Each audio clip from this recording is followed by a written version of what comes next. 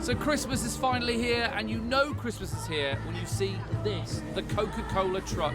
It's always been the same over the years. You turn on the TV, and as soon as you see that truck on the advert, you know Christmas is coming.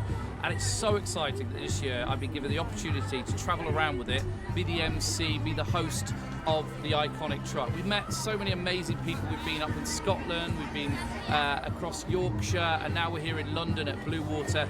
And we haven't finished yet. We've still got a few more secret destinations to visit.